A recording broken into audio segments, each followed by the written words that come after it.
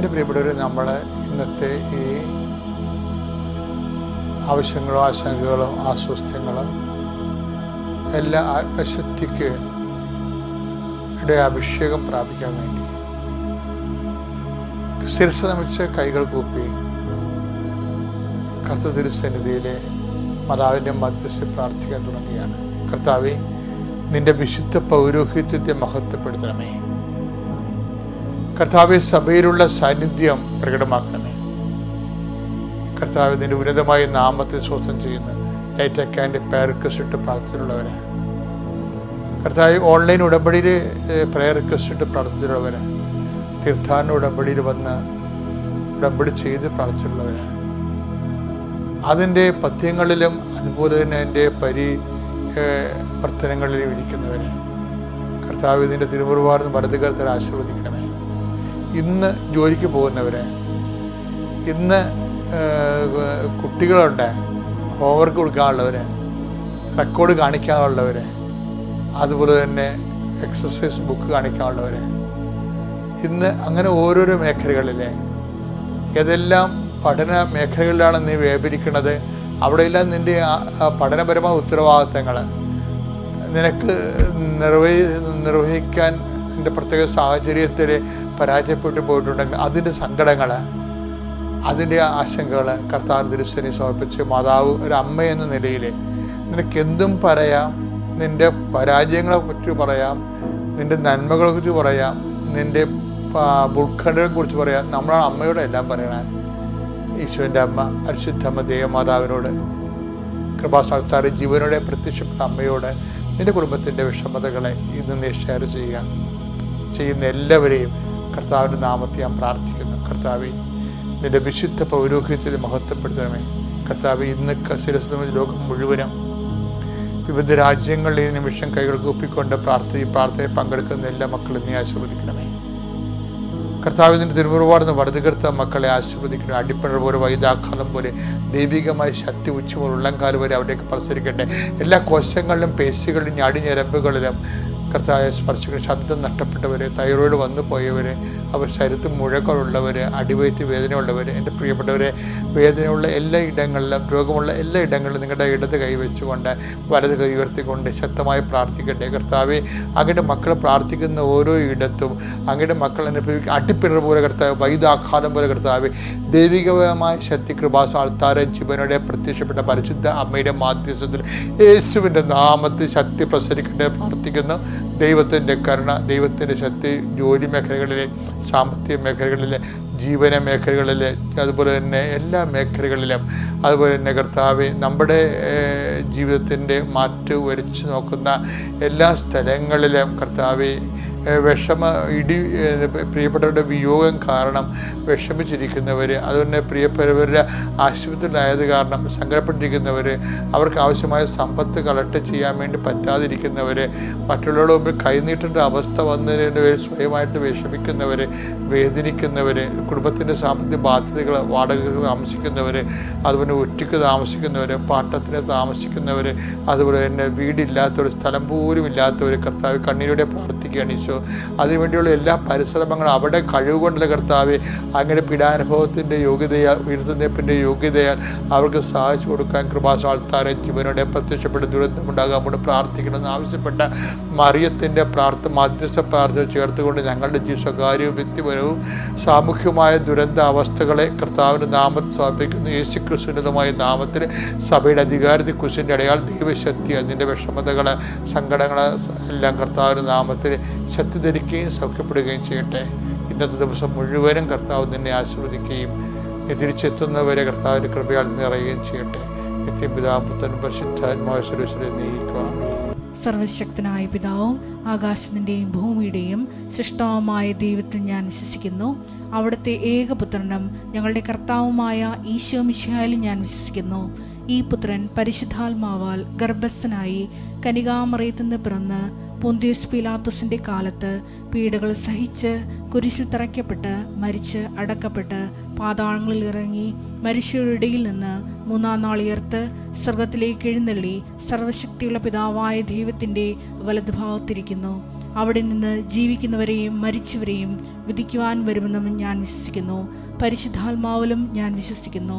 വിശുദ്ധ കത്തോലിക്ക സഭയിലും പുണ്യവാന്മാരുടെ ഐക്യത്തിലും പാപങ്ങളുടെ മോചനത്തിലും ശരീരത്തിൻ്റെ ഉയർപ്പിലും നിത്യമായ ജീവിതത്തിലും ഞാൻ വിശ്വസിക്കുന്നു. ആമേൻ. സ്വർഗ്ഗസ്ഥനായ ഞങ്ങളുടെ പിതാവേ, അങ്ങയുടെ നാമം പൂജിതമാകണമേ. അങ്ങയുടെ രാജ്യം വരണമേ. തിരുമനസ്സ് സ്വർഗ്ഗത്തിലെ പോലെ ഭൂമിയിലും ആകണമേ. അന്നു വേണ്ടുന്ന ആഹാരം ഇന്ന് ഞങ്ങൾക്ക് തരണമേ. ഞങ്ങളോട് തെറ്റ് ചെയ്യുന്നവരോട് ഞങ്ങൾ ക്ഷമിക്കുന്നത് പോലെ ഞങ്ങളുടെ തെറ്റുകൾ ഞങ്ങളോടും ക്ഷമിക്കണമേ. ഞങ്ങളെ പ്രലോഭനത്തിൽ ഉൾപ്പെടുത്തരുതേ, തിന്മയും ഞങ്ങൾ രക്ഷിക്കണമേ. നന്മ നിറഞ്ഞ മറിയമേ, സ്വസ്തി, കർത്താവ് അങ്ങയുടെ കൂടെ സ്ത്രീകളെ അനുഗ്രഹിക്കപ്പെടാവുന്നു. അങ്ങയുടെ ഉദരത്തിൽ ഫലമായി ഈശോ അനുഗ്രഹിക്കപ്പെടാവുന്നു. പരിശുദ്ധ മറിയമേ, തമ്പുരാന്റെ അമ്മേ, പാപികളായ ഞങ്ങൾക്ക് വേണ്ടി ഇപ്പോഴും ഞങ്ങളുടെ മരണസമയത്തും തമ്പുരാനോട് അപേക്ഷിക്കണമേ. ആമേൻ. പുത്രന്റെയും പരിശുദ്ധാത്മാവിന്റെയും നാമത്തിൽ ആമേൻ. പ്രിയപ്പെട്ടവരെ, ഇന്നത്തെ വചനം വേർതിരിവിന്റെ സുവിശേഷമാണ്. നമ്മൾ വേർതിരിക്കൽ എന്ന് പലപ്പോഴും ഒരു ജീവിതത്തിൻ്റെ അനുഭവമായി മാറാറുണ്ട്. ചിലക്കത് വേദനയായി മാറാറുണ്ട്, ചിലക്കത് ഉന്നതമായ വിജയമായി മാറാറുണ്ട്. എന്തായാലും അതെങ്ങനെ സമീപിക്കണം, അതിൻ്റെ ഉള്ളിൽ ദൈവത്തിൻ്റെ തിരുമനസ്സ് എന്താണെന്ന് അറിയുന്ന ഒരു വേദവചനമാണിത്. സംഖ്യാപുസ്തകം 16:9. കർത്താവിൻ്റെ കൂടാരത്തിൽ ശുശ്രൂഷ ചെയ്യാനും സമൂഹത്തിന് മുമ്പിൽ നിന്ന് സേവനം അനുഷ്ഠിക്കാനും ഇസ്രായേലിൻ്റെ ദൈവം സമൂഹത്തിൽ നിന്ന് നിങ്ങളെ വേർതിരിച്ചത് നിസ്സാര കാര്യമാണോ? അതായത് വേർതിരിവ് ചില സമയത്ത് ഗുണത്തിനോ ചിലപ്പോൾ ദോഷത്തിനോ, ചിലപ്പോൾ വിജയത്തിനോ ചിലപ്പോൾ വേദനയ്ക്കോ, ഏതായാലും ഈ ഒരു വിഷയം നമ്മൾ അഭിമുഖീകരിക്കാറുണ്ട് പലപ്പോഴും. പക്ഷേ പലപ്പോഴും വേർതിരിവ് നമ്മൾ അനുഭവിക്കുമ്പോൾ നമുക്ക് വേദനയായിട്ടാണ് അത് അനുഭവിക്കുന്ന ആൾക്കാരെ. പക്ഷെ സുവിശേഷത്തിലെ വേർതിരിവെന്ന് പറഞ്ഞു കഴിഞ്ഞാൽ ഒരു തിരഞ്ഞെടുപ്പാണ്. ദൈവം തിരഞ്ഞെടുക്കണം. ഞാൻ കഴിഞ്ഞ ദിവസങ്ങളിൽ നിങ്ങളോട് പറഞ്ഞില്ലേ, അതായത് ഈ ശിശുവിനെപ്പോൾ ചെറുതാകുന്നവനാണ് സ്വർഗ്ഗരാജ്യത്തിലെ വലിയവൻ എന്ന് പറഞ്ഞപ്പോൾ ഞാൻ നിങ്ങൾ എന്താ പറഞ്ഞത്? ചെറുതാകുന്നത് പോലെ തന്നെയുള്ള ഒരു സംരംഭമാണ്, ഒരു അനുഭവമാണ് ചെറുതാക്കപ്പെടുന്നത്. നമ്മൾ ചെറുതാക്കപ്പെടുക എന്ന് വെച്ച് കഴിഞ്ഞാൽ ദൈവമാണ് അങ്ങനെ ആക്കണത്. എന്തിനാ? നമ്മൾ ഉയർത്താൻ വേണ്ടി ദൈവത്തിന് നടപടിക്രമമാണ്. ആധ്യാത്മികമായ സുവിശേഷമായ ഒരു പ്രവർത്തനമാണത്. അതുപോലെ തന്നെയാണ് ഇത്. അതായത് വേർതിരിക്കുക എന്ന് പറഞ്ഞാലും അത് വേർതിരിവ് ചിലപ്പോൾ വ്യക്തികളിൽ നിന്ന് അനുഭവിക്കാം, ചിലപ്പോൾ സ്ഥാപനത്തിൽ നിന്ന് അനുഭവിക്കാം, ചിലപ്പോൾ സ്വന്തം കുടുംബത്തിൽ നിന്ന് വേർതിരിവ് അനുഭവിക്കാം. ചിലക്ക് വന്ന് എൻ്റെ അടുക്ക് സങ്കടം പറയും, എൻ്റെ അച്ഛ സ്ഥലം ഭാഗിച്ചപ്പോൾ അത് പെങ്ങമ്പക്കൊക്കെ കൂടുതൽ ഓഹരി കൊടുത്തു, അവൾക്ക് നല്ല കാശ് കൊടുത്ത് കെട്ടിവെച്ചാണ്, പക്ഷേ എൻ്റെ ഓഹരി കൂടി കൊടുത്തു. എന്നാൽ എൻ്റെ അധ്വാനമാണ് ഈ കുടുംബത്തിലുണ്ടായിരുന്ന മുഴുവനും. അത് പറയാനോ അളക്കാനോ അതിൻ്റെ കണക്ക് കാണിക്കാനോ ആർക്കും കഴിഞ്ഞില്ല. ഞാൻ എഴുതി വെച്ചിട്ടുമില്ല. അപ്പനും അമ്മയ്ക്കും കുടുംബത്തിനും കുഞ്ഞുങ്ങൾക്കും വേണ്ടി അനിയന്മാർക്ക് കുടപ്പുറന്മാർക്ക് വേണ്ടി ചിലവാക്കിയത് ആരോട് കാണിക്കാനാണ് വെച്ചാൽ. അപ്പോൾ ഇങ്ങനെ പരമാർത്ഥ ഹൃദയർ ശരിക്കും ചില സമയത്ത് വഞ്ചിക്കപ്പെടുകയോ അറിഞ്ഞോ അറിയാതെയോ അങ്ങനെ ഒരു അനുഭവം ഉണ്ടാകാം. പക്ഷേ അനുഭവം ഉണ്ടാകുമ്പോൾ ദൈവപൈതൽ എന്ത് ചെയ്യുമെന്നറിയാമോ? ദൈവപൈതൽ നമുക്കറിയാവില്ല, നമ്മളെ തോക്കണമെങ്കിൽ ദൈവം നമ്മളെ തോൽപ്പിക്കണം. മനുഷ്യൻ തോൽപ്പിച്ചിട്ട് കാര്യമൊന്നുമില്ല. ദൈവപൈതൽ തോക്കാത്തതിൻ്റെ കാരണം വെച്ച് കഴിഞ്ഞാൽ ചിലപ്പോൾ കുടുംബത്തിൽ തന്നെയുള്ളവരായിരിക്കും നമ്മുടെ ശത്രുവും നീശോ പറഞ്ഞിട്ടില്ലേ. അപ്പോൾ എവിടുന്ന് നമുക്ക് പണി കിട്ടാം? അപ്പോൾ എവിടുന്ന് കുടുംബത്തിൽ തന്നെ ഉള്ളവരായിരിക്കും നിങ്ങളുടെ ശത്രു എന്ന് പറയുമ്പോൾ അതിൻ്റെ അർത്ഥം എന്താണ് പറയുന്നത്? ഈശോ പറയാതെ പറയുന്ന കാര്യം എന്താണ്? എവിടുന്നും ദൈവവേദന നിനക്ക് പണി കിട്ടാം. അതെന്ന് വെച്ച് കഴിഞ്ഞാൽ അതുകൊണ്ട് തന്നെയാണ് ദൈവം ഒരു മനുഷ്യനെ തോൽപ്പിച്ചാൽ മാത്രമേ നമ്മൾ തോറ്റു കൊടുക്കാവൂ. അല്ലെങ്കിൽ വരാവുന്ന എല്ലാ ഉച്ചനീചത്വവും പക്ഷഭേദവും വേർതിരിവുമെല്ലാം ദൈവഭാഗത്തെ പരിപാലനയുടെ ഭാഗമായിട്ട് എടുക്കണവരുണ്ട്. അവരൊക്കെ ഇത് വെച്ചുകൊണ്ട് ഭയങ്കരമായ രീതിയിൽ സ്കോർ ചെയ്യണ കാണാം.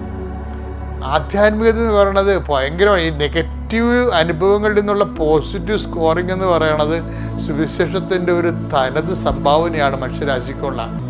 നമുക്കൊരു വേർതിരിവ് അനുഭവിച്ചു എന്ന് കണ്ടാൽ നമ്മളെ വേർതിരിച്ചവരുടെ മൂക്കിനിട്ട് ഇടിക്കാൻ വേണ്ടി നിങ്ങൾ ഉടനെ വടിയും പഴുകയും എടുത്ത് പോകേണ്ട കാര്യമില്ല. മറിച്ച് അത് അക്കൗണ്ട് കാര്യം ഓവർ ചെയ്യണം. എന്താണ്? അത് കർത്താവിൻ്റെ പേജിലായിട്ട് എഴുതി കൂട്ടണം. അത് എൻ്റെ നാമത്തിൽ സ്വീകരിക്കണം എന്ന് പറഞ്ഞാൽ എൻ്റെ ശിശുവിനെ എൻ്റെ നാമത്തിൽ സ്വീകരിക്കുന്ന എന്നെ സ്വീകരിക്കുന്നു. ഈ വേർതിരിവ് പക്ഷഭേദമായാലും ശരി, ഉച്ചനീചത്വമായാലും ശരി, അത് കർത്താവിൻ്റെ നാമത്തെ സ്വീകരിച്ചിട്ട് കർത്താവിൻ്റെ വഴിയെ പോയി കഴിഞ്ഞാൽ അവകാശം ഭൂമിയല്ല, പിന്നെന്താണ്? കർത്താവ് തന്നെയായിരിക്കും നമ്മുടെ അവകാശം. എല്ലാ വേർതിരിവുകളും പക്ഷപാതത്തിലും വിങ്ങുന്നവരും കർത്താവ് തന്നെയാണ് നിൻ്റെ അവകാശം ഓഹരിയാക്കാൻ വേണ്ടി ദൈവത്തിൻ്റെ തിരഞ്ഞെടുപ്പും നിന്നെ എടുത്തുയർത്തുന്നതാണെന്നുള്ള ബോധ്യത്തിൽ കെട്ടിക്കൊണ്ട് അതിൽ നിലനിന്ന് പ്രവർത്തിക്കുവാനും കർത്താവ് നിങ്ങളെ അനുഗ്രഹിക്കട്ടെ.